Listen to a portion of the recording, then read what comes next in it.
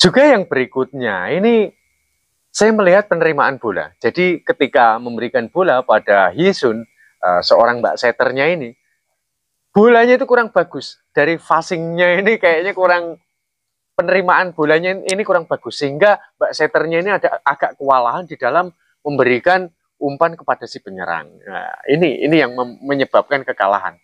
Halo pemirsa, kembali lagi bersama TV-nya para wong desa ya, TV Totoan.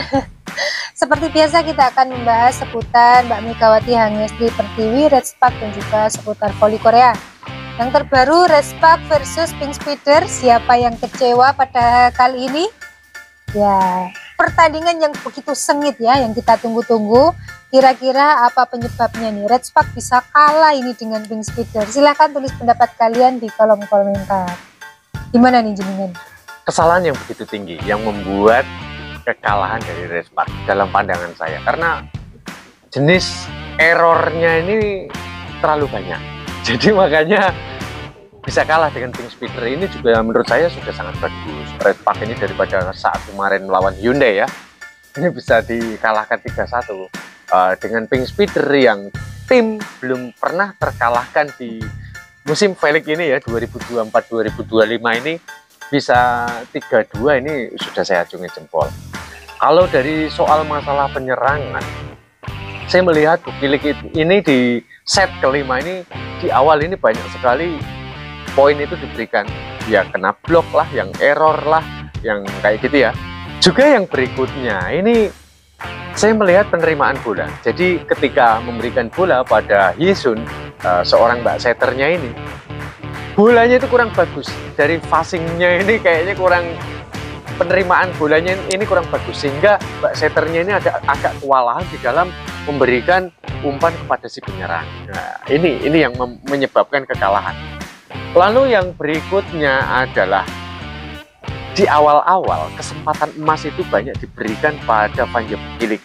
Megawati ketika sudah terpepet, kepepet udah mau kalah ya, sudah beralih lokasi, baru dikasihkan pada Megawati. Megawati ini menurut saya selalu di nomor 2 kan. Ini yang membuat kekalahan ini ya bisa beruntun. Ya tetapi jangan salah, kemarin sama Hyundai juga sudah seperti 5 set ya. Iya. Walaupun 4 set, tapi skornya seperti 5 set gitu. Untuk Redspark itu mainnya penyerangannya ini udah sepadan dengan Pink Spider dengan Hyundai. Hanya errornya ini ya. Dan saya sendiri kurang begitu sepakat sih dengan strategi Ko Hee-jin, tapi karena dia itu lebih ini ya, lebih paham mengetahui lah tentang voli. Karena ya saya menganggap Mega ini tetap dijadikan yang nomor 2. Selalu Vanja Bukilik yang menjadi penyerang utama gitu, atau kalau tidak untuk pemain kompensasi. Kita sama-sama bisa lihat ya, kita play ulang. Di set kelima, Megawati itu hampir tidak pernah diberikan bola untuk menyerang.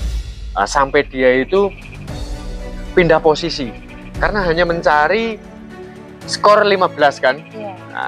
Baru pindah, baru bola diberikan pada Mega. Dan Mega sendiri sudah dalam posisi kelelahan tentunya. Karena udah di ending loh. Kesalahan dari sang pelatih menurut saya di sini. Makanya ini dalam pandangan saya. Jadi bukan saya sok pinter atau apa, bukan. Jadi hanya tafsiran saya aja. Ya, ini bisa dikatakan Redspark ini semakin terpuruk ya, karena 3 kali pertandingan 3 kali kalah beruntun ya. Waduh, sangat menyedihkan sekali guys. Kira-kira pandangan kalian, apakah kedepannya Redspark bakal bisa bangkit lagi? Silahkan tulis pendapat kalian di kolom komentar. Kalau menurut jenengan gimana nih? Masih bisa bangkit, karena ya dengan kekalahan Redspark saat ini, Redspark ini masih menduduki peringkat 4 ya, klasemen sementara. Jadi di atasnya ini ada IBK Altas, tapi skornya itu kan dari poinnya itu kan masih nggak jauh lah gitu. Jika nanti prospek ke depan ini Redspark melawan tim-tim setelah ini bisa menang, ya poin itu bisa saja gitu. Karena juga IBK Altos ini dalam pandangan saya, kalau dari sisi penyerangan saya lebih mengunggulkan Redspark sebetulnya. Hanya Redspark ini karena errornya ini yang bikin nggak tahan, dari serapnya lah, dari Vanja Bukilik dari ininya ya.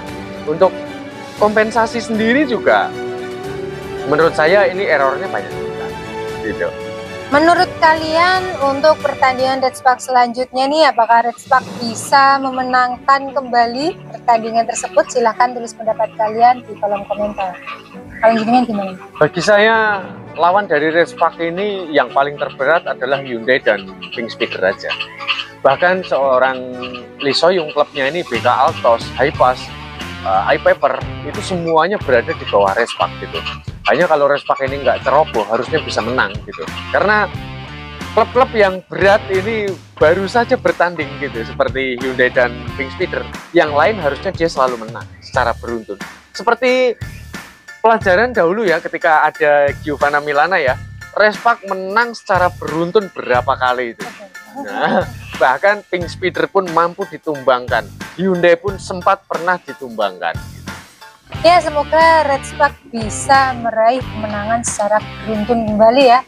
Kita sangat menanti-nantikan, kalau perlu 3-0 ya, biar skornya naik gitu. Harusnya rumusannya memang Red Spark ini harus banyak menang setelah ini, karena tim-tim berat itu sudah dilalui yang kemarin ini. Jadi ketika dia itu peringkatnya menurun, ya saya wajarkan, karena menghadapi Pink Speeder juga Hyundai itu sangat berat sekali. Bahkan ya kita itu harus bisa berpikir optimis. Red Spark ini belum pernah yang namanya dikalahkan 3-0.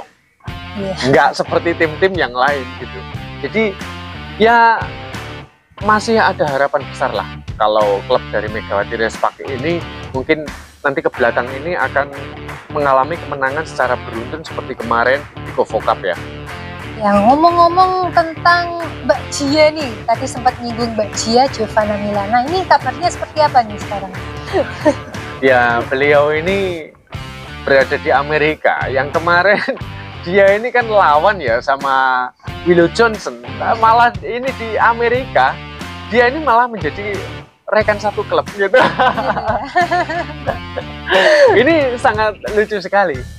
Dan untuk Giovanna Milana tetap bermainnya dalam pandangan saya memang di Amerika ini Giovanna ini smashnya cukup keras sekali ya, juga untuk masa depannya kayaknya memang mentereng sekali ya.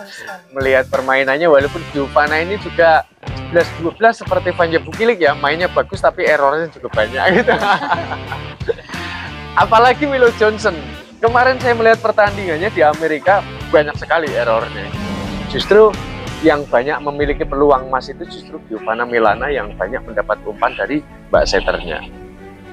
Ya, tapi kalau di sana mungkin tidak seheboh atau seramai di Korea atau di Indonesia ya? Ya, saya lihat, gitu. Saya lihat di stadion ketika Giovanna Milana juga Willow Johnson ini sedang bertanding, saya lihat stadionnya kosong melompong.